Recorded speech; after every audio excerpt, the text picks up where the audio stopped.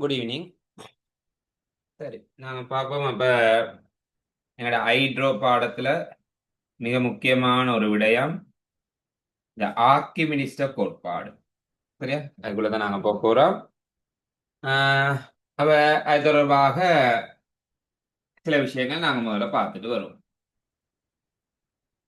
ஓ, அப்போ கவனிங்க, இந்த மாதிரி ஒரு பொருளை ஒரு நியூட்டன் தராசை பயன்படுத்தி அளக்குறாங்க. ஒரு பொருளோட நிறை நியூட்டன் தராசை பயன்படுத்தி அளக்கப்படுது.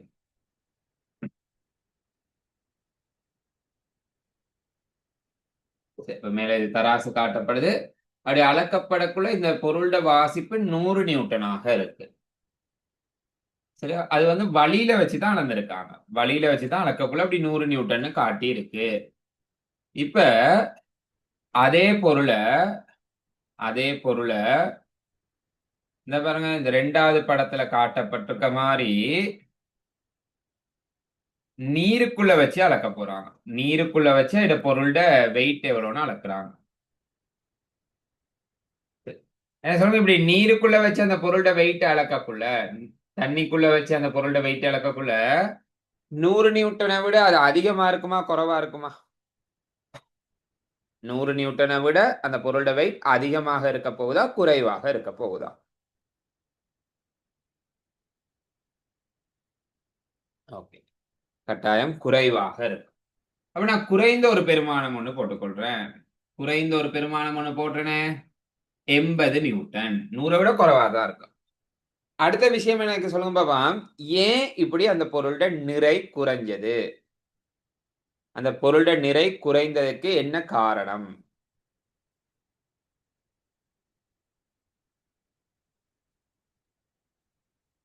அந்த பொருளோட நிறை குறைந்ததுக்கு காரணம் எது?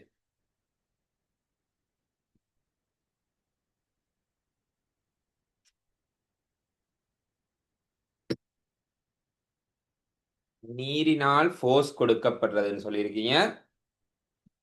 நாங்க திருத்தமா சொல்லக்குள்ள இந்த நீரால இந்த பொருளுக்கு மேல் நோக்கி இப்படி ஒரு விசை வழங்கப்படும். அந்த மேல் நோக்கி வழங்கப்படுற அந்த விசைக்கு பேர் நாங்க சொல்லுவோம் மேலுதைப்பு. மேலுதைப்பு அப்படின்னு சொல்லுவோம். ஓகே, அப்ப அது நீரால இதுல வேற எந்த ஒரு திரவம் இருந்தாலும் அந்த திரவத்தால் அப்படி ஒரு மேலுதைப்பு வழங்கப்படும். ஏன் வழியால கூட மேலுதைப்பு வழங்கப்படும்.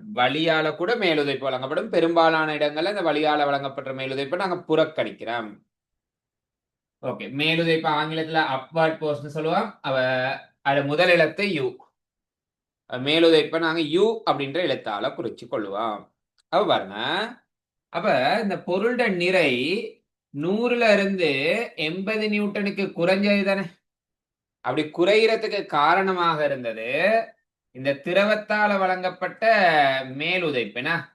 ஓகே, அப்ப அந்த மேலுதைப்புக்குரிய ஆன்சர் எவ்வளவு நிறை குறைஞ்சிருக்குன்னு பாருங்க. 100ல இருந்து 80க்கு போக்குள்ள நிறை குறைஞ்சிருக்கு. எவ்வளவு? 20 குறைஞ்சிருக்குன்னா. அப்ப அந்த திரவத்தால பொருளுக்கு வழங்கப்பட்ட மேலுதைப்பு 20 நியூட்டனாக காணப்படும். 20 நியூட்டனாக காணப்படும். சரி, அப்ப பாருங்க, இப்ப இதுல இருந்து மேலுதைப்புக்குரிய சமன்பாடு எழுதுறேன். மேலுதைப்புக்குரிய சமன்பாடு, மேலுதைப்பு சமன் நிறை நட்டம். மேலுதைப்புன்றது எதுக்கு சமனாக இருக்குமாக இருந்தா நிறை நட்டத்துக்கு சமனா இருக்கும். இந்த நிறை நட்டம் அப்படின்றது என்னன்னா, வழியில் நிறையில இருந்து ஓகே, பாயியில் உள்ள நிறைய கழிக்கணும். ஓகே, பாயியில் காணப்படுற நிறைய கழிக்கணும். அதான் நிறை நட்டம் அப்படின்னு சொல்லப்படுறது. இத குறியீட்டு வடிவத்துல சொன்னா W1 - W2 அது மேலுதைப்புக்கு சமனா இருக்கும். W1 வழியில் நிறை, W2 பாயியில் நிறை. பாயின்னு சொல்லப்படுறது திரவமா இருக்கலாம் அல்லது வாயுவா இருக்கலாம். அது ரெண்டு தானே பாயும் இயல்புடையது, திரவங்கள் வாயுக்கள். ஓகே, அப்ப இந்த விஷயம் விளங்கி இருக்கும்னு நினைக்கிறேன். அப்ப குயிக்கா எனக்கு ஆன்சர் பண்ணுங்க. ஒரு பொருளை வழியில நிற்கக்குள்ள நிறை 1000 நியூட்டன். ஓகே, வழியில நிற்கக்குள்ள நிறை 1000 நியூட்டன். இந்த திரவத்தால பொருளுக்கு வழங்கப்பட்ட மேலுதைப்பு, இந்த திரவத்தால பொருளுக்கு வழங்கப்பட்ட மேலுதைப்பு சொல்றேன் 100 நியூட்டன். மேலுதைப்பு 100 நியூட்டன். அப்ப மேலுதைப்பு 100 நியூட்டன்னா திரவத்துக்குள்ள இந்த பொருளோட நிறை என்னவாக இருக்கும்? இந்த திரவத்துக்குள்ள இந்த பொருளோட நிறை என்னவாக இருக்கும்?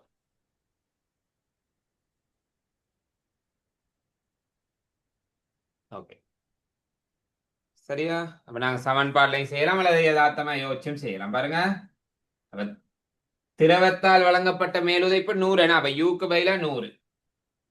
வழியில் நிறை 1000. நான் திரவத்துல நிறை W2 காணணும்.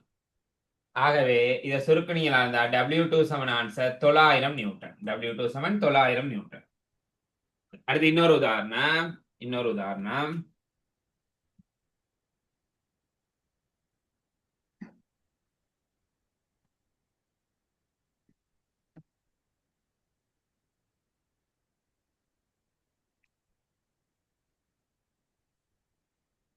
ஓகே, பாருங்க ரெண்டாவது உதாரணத்தை. வழியில ஒரு பொருளை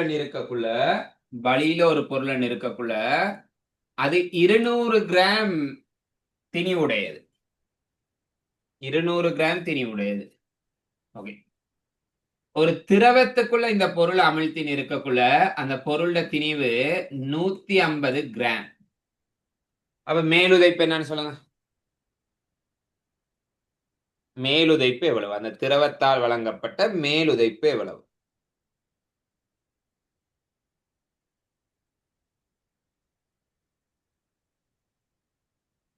ஐம்பது கிராம் பில 180. இது 150 இல்ல, இது 180.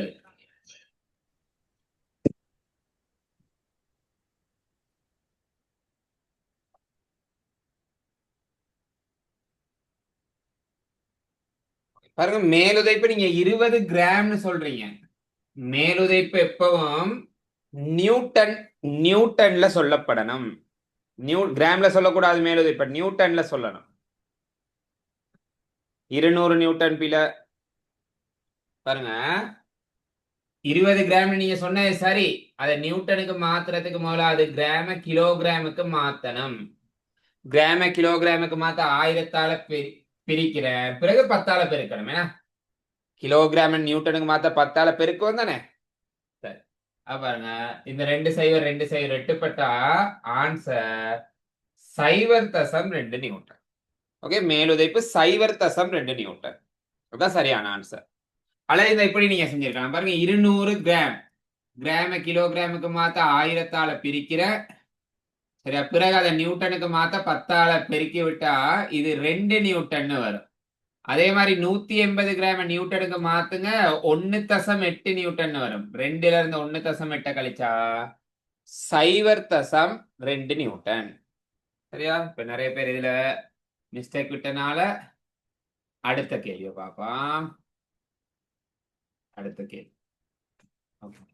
பொருளொன்றை வழியில் நிறுத்த போது அதன் நிறை 50 கிராம். திரவத்துல முற்றாக அமிழ்த்தி நிறுத்த போது அதன் நிறை 45 கிராம். இப்ப சொல்லுங்க எனக்கு மேலுதைப்பு எவ்வளவுன்னு சொல்லி. வழியில 50 கிராம், திரவத்துல 45 கிராம். அப்ப மேலுதைப்பு என்ன ஆன்சர்?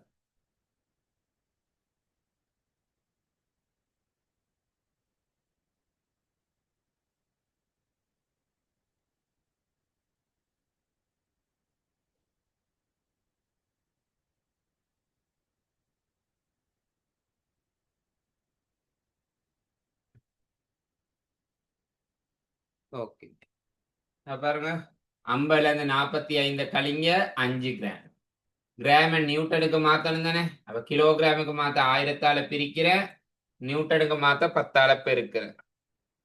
சரி, அப்ப 0.0 வெட்டுப்படுது. ஆகவே ஆன்சர் 0.05 நியூட்டன். ஓகே, சரி, நாங்க அடுத்த கான்செப்டுக்கு போவோம். அப்ப இது விளங்கி இருக்கும்னு நினைக்கிறேன். சரியா? ஒரு பொருளை நாங்க ஒரு பாய்க்குள்ள அமிழ்த்தக்குள்ள அந்த பொருளோட நிறை குறையும். அந்த நிறை குறையறதுக்கு காரணம் மேலுதைப்பு. அப்ப மேலுதைப்புக்கு சமன்பாடு நிறை நட்டம். அதானே பார்த்தோம் இவ்வளவு நேரம், நிறை நட்டம். சரி, அடுத்த விஷயம், அடுத்த விடைய பாருங்க. சரி. அப்ப அடுத்த விடைய நான் நேரடியாக உங்களுக்கு அறிமுகப்படுத்துற ஆர்க்கிமிடிஸின் கோட்பாடு. ஆர்க்கிமிடிஸின் கோட்பாடு. சரியா? ஓகே. அப்ப கவனிங்க, இந்த ஆர்க்கிமிடிஸ் கோட்பாடு பார்க்கக்குள்ள அதுக்கு முதல்ல ஒரு முக்கியமான ஒரு சிறு விஷயம் பார்த்துட்டு வருவோமே. இந்த மாதிரி ஒரு கிண்ணம் இருக்கும். ஓ லெவல்ல கூட சம்டைம் இந்த இடப்பெயர்ச்சி குவளைன்னு சொல்லுவோம். இதுக்கு விசேட இன்னொரு பெயர் இருக்கு. சொல்லுங்க பாப்போம், யாரும் தெரிஞ்சாக்க. இந்த கிண்ணத்துக்கு என்ன பெயர்? இந்த கிண்ணத்துக்கு என்ன பெயர்? யாரும் தெரிஞ்சிருந்தா செப்டில இந்த கிண்ணத்துக்கு என்ன பெயர்னு எல்லாம் கேட்க மாட்டாங்க. இது நான் ஒரு பொதுவான அறிவுக்காக சொல்றேன். Okay, very good. யுரேகா கிண்ணம். யுரேகா கிண்ணம்னு சொல்லுவோம். ஓகே. அப்ப யுரேக்கா அப்படின்றது ஐ திங்க் நான் கிரேக்க, சரியா? ஏதோ ஒரு வேற்று மொழி ஒண்ணு, சரி, கிரேக்க மொழின்னு எடுத்துக்கொள்வோமே. அப்ப இதுக்கு இந்த யுரேக்கா கிண்ணம் அப்படின்னு பெயர் வந்ததுக்கெல்லாம் காரணம் இருக்கு. சரியா? ஓகே. அப்ப உண்மையுமே இது இந்த ஆர்க்கிமிடிஸ் கோட்பாடு, இந்த மேலுதைப்பு, இந்த விஷயங்கள் எப்படி இதை கண்டுபிடிச்சவர் வந்து ஆர்க்கிமிடிஸ். இதை கண்டுபிடிச்சவர் ஆர்க்கிமிடிஸ். அதனாலதான் ஆர்க்கிமிடிஸ் கோட்பாடுன்னு பேர் வந்திருக்கு. இதுக்கு பின்னால் ஒரு கதை ஒன்று இருக்கு. அந்த கதை எளிமையா சொல்றேன், பார்த்துக்கொள்ளுங்க. என்ன விஷயம்னா, ஒரு நாள் ஒரு அரசர், சரியா, ஒரு கிரீடம் ஒண்ணு செய்யறதுக்கு நிறைய தங்க வேலைகள் செய்யறவங்கள்ட்ட ஆர்டர் கொடுத்திருந்தார்.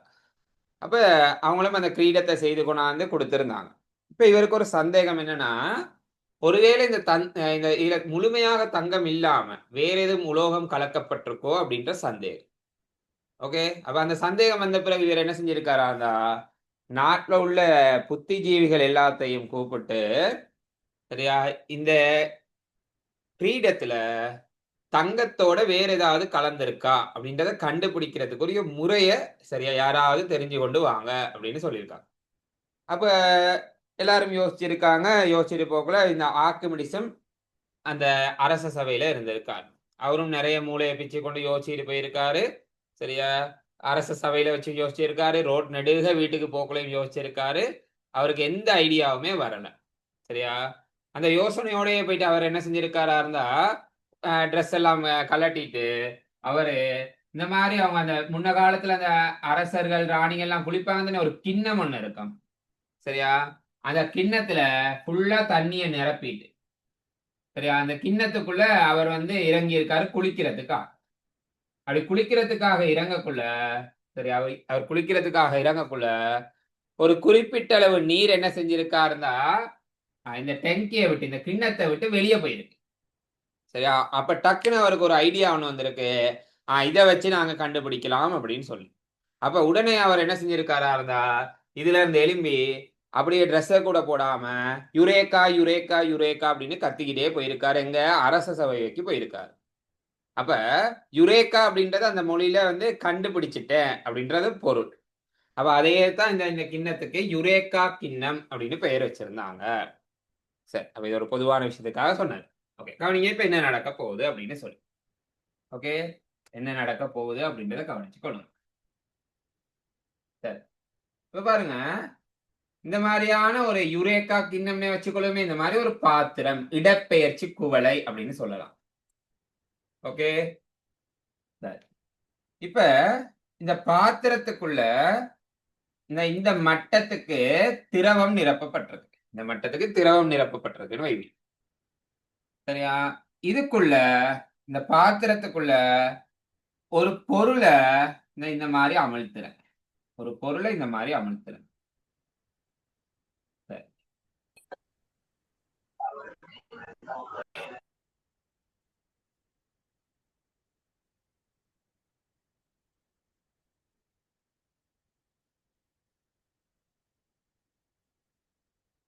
ஒரு பொருள் ஒரு பாத்திரத்துக்குள்ள இந்த மாதிரி அமிழ்த்தப்பட்டிருக்கு. இப்ப கவனிங்க, முதலாவது படத்துக்கும் 2வது படத்துக்கும் ஒரு வித்தியாசம் இருக்கு. முதலாவது படத்துல பொருள் முழுமையாக அமிழ்த்தப்படல. சரியா? முதலாவது படத்துல பொருள் முழுமையாக அமிழ்த்தப்படல. உதாரணத்துக்கு எடுத்திருக்கேன். இதுல V1 இந்த பொருளோட கனவுல V1 தான் அமிழ்த்தப்பட்டிருக்கு அப்படின்னு எடுப்போம். ரெண்டாவது படத்துல பொருள் முழுமையாக அமிழ்த்தப்பட்டிருக்கு. அப்ப V கனவளவு அமிழ்த்தப்பட்டிருக்கா? இப்படி அமிழ்த்தப்படக்குள்ள கொஞ்சம் திரவம் என்ன செய்யுமாக இருந்தா பாத்திரத்தை விட்டு வெளியேறும் தானே. அதே மாதிரி இந்த ரெண்டாவது படத்திலையும் பாத்திரத்தை விட்டு கொஞ்சம் திரவம், இந்த இங்கிட்ட பக்கத்துல உள்ள பாத்திரத்தை விட்டு கொஞ்சம் திரவம் வெளியேறி இருக்கும் தானே. இப்ப என்ன சொல்லுங்க, இந்த முதலாவது படத்துல சரியா, இந்த பாத்திரத்தை விட்டு வெளியேறிய திரவத்திட கனவளவு என்ன? முதலாவது படத்துல இந்த பாத்திரத்தை விட்டு வெளியேறிய திரவத்தின் கனவளவு என்ன?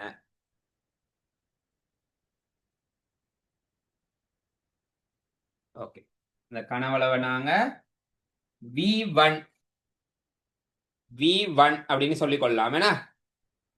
ஏன்னா பாருங்க, பொருளோட கனவளவுல எவ்வளவு அமிழ்த்தப்பட்டிருக்கு? V1 தானே அமிழ்த்தப்பட்டிருக்கு.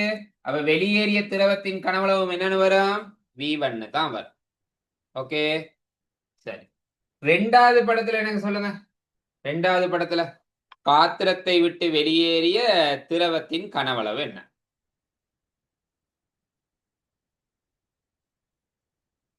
பாத்திரத்தை விட்டு வெளியேறிய திரவத்தின் கனவளவு என்ன? பாருங்க, ரெண்டாவது படத்துல V கனவளவுடைய பொருள் அமிழ்த்தப்பட்டிருக்கேனா? அப்ப எவ்வளவு கனவளவுடைய பொருள் அமிழ்த்துவமோ அவ்வளவு கனவளவுடைய திரவம் என்ன செய்யப்படுமாக இருந்தா அந்த பாத்திரத்துல இருந்து வெளியே போகும். வெளியே போன திரவத்துல கனவளவு வீணு போடலாம் தானே ரெண்டாவது படத்துல. சரி, இப்ப இத ஆர்க்கிமிடிஸ் வந்து எப்படி ஒரு கோட்பாட்டா முன் வச்சாரா இருந்தா, சரியா, இது ஆர்க்கிமிடிஸ் எப்படி ஒரு கோட்பாடா முன் வச்சாரா இருந்தா, இப்ப நான் இந்த பொருளை நான் திரவத்துக்குள்ள அமிழ்த்திருக்கேன் தானே, அந்த பொருளை வழியில நிறுத்துறேன். சரியா, வழியில நிறுத்துறேன். வழியில நிற்கக்குள்ள அந்த பொருள் வந்து W1 அப்படின்ற நிறைய காட்டுதுன்னு வைப்போமே. இப்ப அதே பொருளை ரெண்டாவது படத்துல திரவத்துக்குள்ள அமிழ்த்தி நிறுத்திருக்கேன், அது W2. ஓகே, மூணாவது படத்துல அதே பொருளை இந்த மாதிரி திரவத்துக்குள்ள முற்றாக அமிழ்த்தி இருக்கேன், அதுல நிறை W3ன்னு வைப்பான். 3 சந்தர்ப்பங்கள்ல 3 நிறை காணப்படுது. இந்த W1, W2, W3ல எது மிக உயர் நிறை? W1 W2 W3 மிக உயர் நிறை?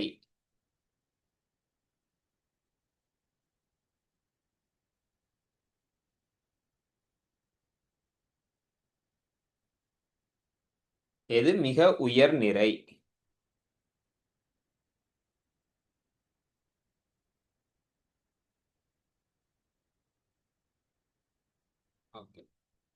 உயர் நிறை W1. ஏன்னா வழியில தானே இருக்கிறோம். அப்ப மிக பெரிய நிறை W1 ஆக இருக்கும். சரி, அடுத்து ரெண்டாவது நிறை W2, ஆக குறைஞ்சது W3 ஆக இருக்கும்.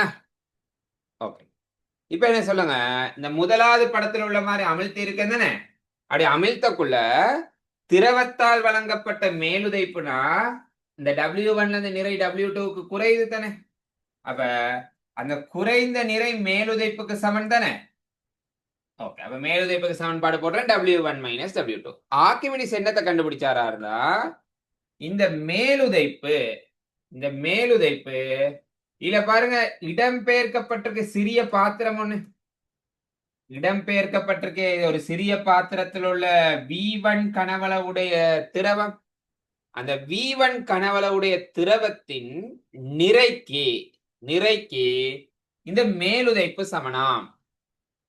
ஓகே, இந்த மேலுதைப்பு இந்த சிறிய பாத்திரத்தில் உள்ள V1 கனவளவுடைய திரவத்திட நிறைக்கு சமன். அவ பாருங்க, மேலுதைப்பு U சமன் இந்த திரவத்திட திணிவு M1 போடுறேனே, திணிவு M1னா நிறை M1G போடுவீங்கன்னா, ஜீன்றது புவி ஈர்ப்பு ஆர்முடுகள்.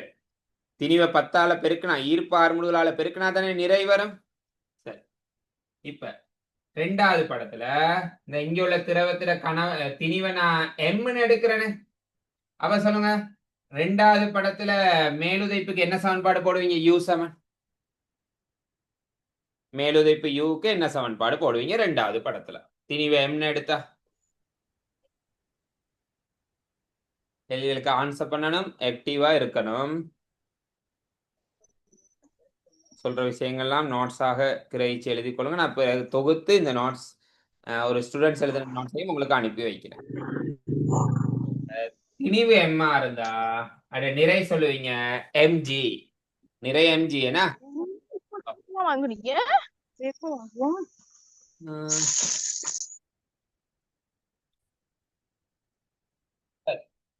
இப்ப பாருங்க, இப்ப பாருங்க, உங்களுக்கு தெரியும் அடர்த்திக்குரிய சமன்பாடு திணிவின் கீழ் கனவளவு V1 போடலாமா இந்த முதலாவது படத்துக்கு? அப்ப இதுல இருந்து திணிவு M1க்கு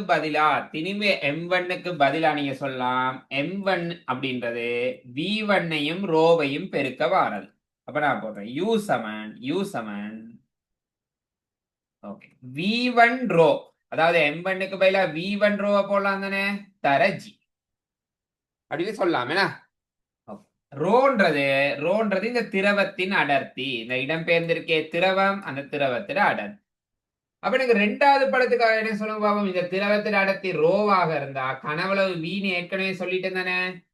அப்ப இந்த மேலுதைப்புக்கு சமன்பாடு ரெண்டாவது படத்துல மேலுதைப்புக்கு என்ன சமன்பாடு போடலாம்?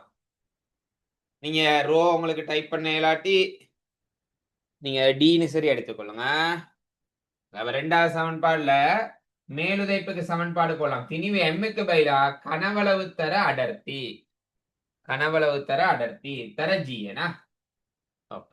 பாருங்க, இதான் மேலுதைப்புக்குரிய இன்னொரு சமன்பாடு. முதல்ல ஒரு சமன்பாடு கழிச்சிருந்த மேலுதைப்புக்கு U சமன் W1 மைனஸ் W2, அதாவது நிறை நட்டத்துக்கு சமன். இப்ப ஒரு சமன்பாடு பார்த்திருக்கோம், மேலுதைப்புன்றது வீரோஜிக்கு சமன். சரியா? இப்ப பாருங்க, இந்த சமன்பாடுல கவனமாக இருக்கணும், ரொம்ப கவனமாக இருக்கணும். யூனா மேலுதைப்பு, அது எல்லாத்துக்கும் தெரியும். ஜீனா ஈர்ப்பு ஆர்முடுகள். இந்த ரோ அப்படின்றதுல கவனமா இருக்கணும், இந்த சமன்பாடுல உள்ள ரோல கவனமா இருக்கணும். அடர்த்தின்னு சொல்லக்குள்ள ரெண்டு அடர்த்தியை வச்சுக்கொண்டு கன்ஃபியூஸ் பண்ணுவாங்க. ஒண்ணு பொருளின் அடர்த்தி, இன்னொன்னு திரவத்தின் அடர்த்தி. எனக்கு சொல்லுங்க, இந்த சமன்பாடு நிறுவி எடுத்ததெல்லாம் வச்சுக்கொண்டு சொல்லுங்க, ரோன்றது பொருள் அடர்த்தியா திரவத்திட அடர்த்தியா? பொருளா திரவமா? எதிர அடர்த்தி ரோ.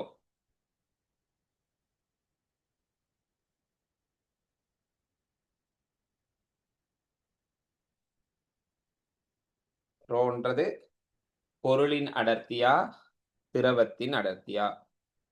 இல்ல பொருள் அடர்த்தி இல்ல. பாருங்க, நான் சமன்பாடு போட்டது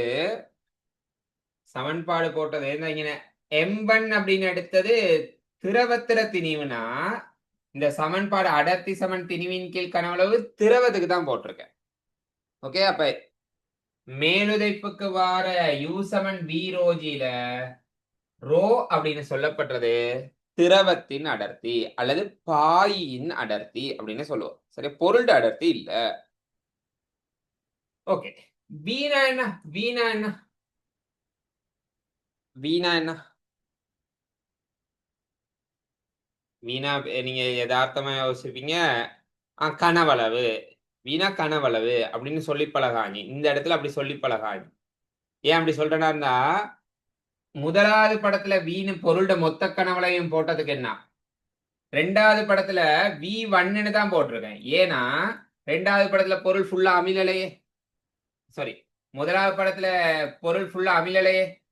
அப்ப உண்மைக்குமே இந்த மேலுதைப்புக்குரிய சமன்பாடுல பாருங்க, வீரோஜி அப்படின்னு சொல்லப்படுறது அமிழ்ந்துள்ள பொருள்ட கனவளவுல எவ்வளவு அமிழ்ந்திருக்கோ அதுதான் V. ஒருவேளை பொருள் முற்றாக அமிழ்ந்திருந்தா பொருள்ட கனவளவு அமிழ்ந்துள்ள கனவளவுக்கு சமன். அல்ல இப்படி சொல்லலாம், இடம்பெயர்ந்த பாயின் கனவளவு. பாருங்க, V இதுல தெளிவா இருக்கணும், அப்பதான் கேள்விகள் செய்யக்குள்ள விளக்கம் இருக்கும். V அப்படின்றது பொருள்ட கனவளவுல அமிழ்ந்துள்ள திரவத்துக்குள்ள அமிழ்ந்துள்ள கனவளவுன்னு சொல்லலாம், அல்லது இடம்பெயர்ந்த பாயின் கனவளவு. ஓகே, திரும்ப ஒருக்கா சொல்லிட்டு வாருங்க இந்த ரெண்டு சமன்பாட்டையும். யூனா மேலுதைப்பு, W1னா வளியில் நிறை, W2னா திரவத்தில் நிறை, W2னா திரவத்தில் நிறை, Bன்றது அமிழ்ந்துள்ள கனவளவு, ரோன்றது திரவம் அல்லது பாயின் அடர்த்தி, ஜீன்றது புவியீர்ப்பு ஆர்முடுகள். ஓகே, அவர் ஆர்க்கிமிடிஸ் என்ன சொன்னாரா இருந்தா, ஆர்க்கிமிடிஸ் என்ன சொன்னாரா இருந்தா முதல்ல சொன்ன அதை என்ன திருத்தமாக்குறேன் பாருங்க. சரியா, இந்த திரவத்தால பொருளுக்கு வழங்கப்படுற மேலுதைப்பு, இடம்பெயர்ந்திருக்கே இந்த திரவம், அந்த திரவத்திட நிறைக்கு சமன். அதை வச்சுதான் நான் இந்த சமன்பாடு எழுதினேன், U சமன் m1g, U சமன் mg. அப்ப ஆர்க்கிமிடிஸ் கோட்பாடை நீங்க முழுமையா சொல்லக்குள்ள இந்த சொற்பதங்கள்லாம் சரியா அப்ளை பண்ணி சொல்லணும். பாருங்க என்ன சொற்பதங்கள் வரணும்னு சொல்லி. பிசுக்குமையற்ற, நெருக்கத்தகவற்ற, பிசுக்குமை இல்லாத, நெருக்கும் தகவல் இல்லாத, பிசுக்குமையற்ற நெருக்கத்தகவற்ற, ஓய்வில் உள்ள ஒரு பாயில், கட்டாயம் அந்த பாய் ஓய்வில் இருக்கணும். ஆறு, சரியா, ஆறுல மாறி அந்த பாய் ஓடிக்கொண்டு இருக்கக்கூடாது, ஓய்வில் இருக்கணும். திரும்ப சொல்றேன், பிசுக்குமையற்ற நெருக்கத்தகவற்ற ஓய்வில் உள்ள ஒரு பாயில் ஒரு பொருள் முற்றாகவோ அல்லது பகுதியாகவோ, இந்த முதலாவது படத்தில் உள்ள மாதிரி பகுதியாகவும் இருக்கலாம், அல்லது இரண்டாவது படத்தில் உள்ள மாதிரி முற்றாகவும் இருக்கலாம். முற்றாகவோ அல்லது பகுதியாகவோ அமிழ்த்தப்படும் போது இடம்பெயர்ந்த பாயின் நிறை, இந்த பாயியால பொருளுக்கு வழங்கப்பட்ட மேலுதைப்புக்கு சமன். ஓகே, திரும்ப ஒருக்கா குயிக்கா சொல்றேன் பார்த்துக்கொள்ளுங்க. பிசுக்குமையற்ற, நெருக்கத்தகவற்ற, ஓய்வில் உள்ள ஒரு பாயினுள் ஒரு பொருள் முற்றாகவோ அல்லது பகுதியாகவோ அமிழ்த்தப்படும் பொழுது இடம்பெயர்ந்த பாயின் நிறை பாயியால் பொருளுக்கு வழங்கப்பட்ட மேலுதைப்புக்கு சமம். அதான் ஆர்க்கிமிடிஸ் கோட்பாடு. சரியா? ஓகே, அப்ப இங்க பிரதானமா ரெண்டு சமன்பாடுகள் இருக்கு. இனி கொஞ்சம் கேள்விகள் தான் பார்க்க போறோம் இந்த ஆர்க்கிமிடிஸ் கோட்பாடு. சரியா? கவனிங்க, ஒரு பொருளை வளியில் நெருக்கக்குள்ள நிறை 100 நியூட்டன். அந்த பொருளை சரியா நீருக்குள்ள முற்றாக அமிழ்த்தி நிற்கக்குள்ள நிறை வருதுன்னு வைப்போம் 60 நியூட்டன். சரியா? உங்களுக்குரிய கேள்வி, முதலாவது கேள்வி என்னன்னா, மேலுதைப்பு என்ன? குயிக்கா சொல்லுங்க, மேலுதைப்பு எவ்வளவு? இந்த நீரால வழங்கப்பட்ட மேலுதைப்பு எவ்வளவு? வளியில நிறை 100 நியூட்டன், நீர்ல நிறை 60 நியூட்டன்னா நீரால வழங்கப்பட்ட மேலுதைப்பு வந்து W1 W2 கழிக்கிறோம், அப்ப 40 நியூட்டன். மேலுதைப்பு 40 நியூட்டன். சரி, உங்களுக்குரிய ரெண்டாவது கேள்வி, பொருள்ட கனவளவு என்ன? பொருளின் கனவளவு என்ன? அதான் ரெண்டாவது கேள்வி. சரியா? கணியதை நான் செய்து காட்டுறேன் பாருங்க. இப்ப மேலுதைப்பு உங்களுக்கு சமன்பாடு தெரியும், U சமன் V rho G. யூட பெருமானம் சொல்லிட்டேன் 40. நான் V தான் காண போறேன். வீன்றது நல்லா ஞாபகம் இருக்கணும். அமிழ்ந்துள்ள கனவளவு பாருங்க, பொருள் ஃபுல்லா அமிழ்ந்திருக்கனால இந்த பொருளோட கனவளவு வீணா, அமிழ்ந்துள்ள கனவளவும் வீணு போட்டுடலாம் தானே, அதனால தான் நான் அப்படியே வீணு போட்டிருக்கேன். சொல்லுங்க, ரோட பெருமானம் எவ்வளவு போட போறீங்க? ரோட பெருமானம் ரோன்றது நான் சொன்னேன் திரவத்தின் அடர்த்தி. அந்த திரவம் வந்து நீர் தானே. ஓகே, அப்ப நீர் அடர்த்தி 1000. ஜின்றது புவியீர்ப்பு ஆர்முடுகள் என்ன. அப்ப புவியீர்ப்பு ஆர்முடுகள் 10. அப்ப இத சுருக்குனா விக்குரிய ஆன்சர் 0.0004 மீட்டர் கனம். இதான் பொருளோட கனவளவு. பொருளோட கனவளவு. ஓகே, உங்களுக்குரிய 3வது கேள்வி, பொருளின் திணிவு என்ன? பொருளோட திணிவு எவ்வளவு? சரியா, இலகுவான ஒரு கேள்விதான். எந்த இடத்துல இருந்து ஆன்சரை எடுக்கணும் அப்படின்றதான் இங்க முக்கியம். ட்ரை பண்ணுங்க பாப்போம். பொருளோட திணிவு என்ன?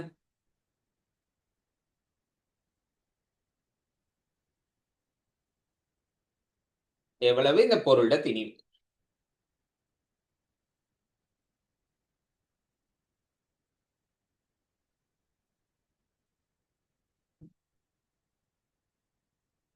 சரி, கவனிங்க. நாங்க சொல்லலாம் 1 கிலோகிராம் திணிவா இருந்தா 10 நியூட்டன் நிறைன்னு சொல்லுவீங்கன்னா, 5 கிலோகிராம் திணிவா இருந்தா 50 நியூட்டன் நிறைன்னு சொல்லுவீங்க, 8 கிலோகிராம் திணிவா இருந்தா 80 நியூட்டன் நிறைன்னு சொல்லுவீங்க. 10ஆல பெருக்கி சொல்லுவீங்க தானே. அப்ப இங்க சொல்லிட்டாங்க பாருங்க, வழியில நிற்கக்குள்ள நிறை 100 நியூட்டன். இப்ப சொல்லுங்க பொருளோட திணிவு என்ன? வழியில நிற்கக்குள்ள நிறை 100 நியூட்டனா இருந்தா பொருளோட திணிவு எவ்வளவு?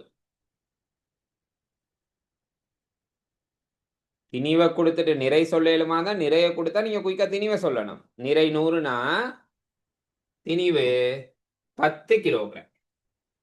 திணிவு, அந்த பொருளோட திணிவு 10 கிலோகிராம். சரிதானே? அப்பதானே நிறை 100ன்னு வரும்.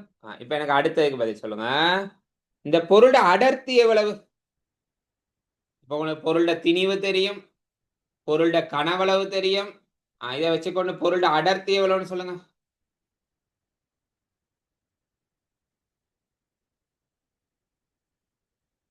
எவ்வளவு அந்த பொருளோட அடர்த்தி? எல்லாத்துக்கும் தெரியும், அடர்த்திக்குரிய சமன்பாடு திணிவின் கீழ் கனவளவு. நான் பொருளோட அடர்த்தி கேட்டேன், அப்ப பொருளோட திணிவும் தெரியும், கனவளவும் தெரியும். ஏன்னா பொருளோட திணிவு 10.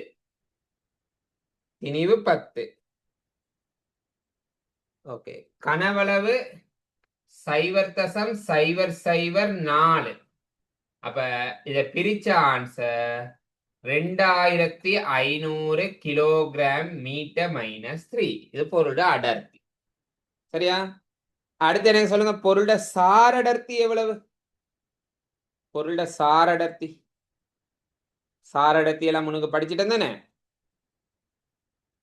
எவ்வளவு பொருளின் சாரடர்த்தி?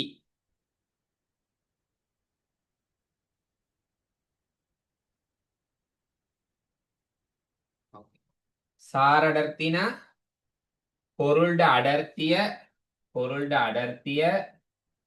நீரின் அடர்த்தியால பிரிக்க வாரதுனா.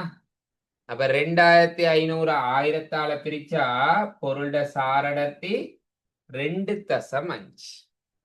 சரியா? பொருளோட சாரடர்த்தி 2.5. சரி, அப்ப இந்த மாதிரி நாங்க நிறைய கேள்விகள் இப்ப செய்து பார்க்க போறோம். அப்ப செய்து பார்க்கறதுக்கு முதல்ல ஒரு எல்லாரும் லெஃப்ட் ஆயிட்டு 2 மினிட்ஸை ரீஜாயின் ஆகிக்கொள்ளுங்க.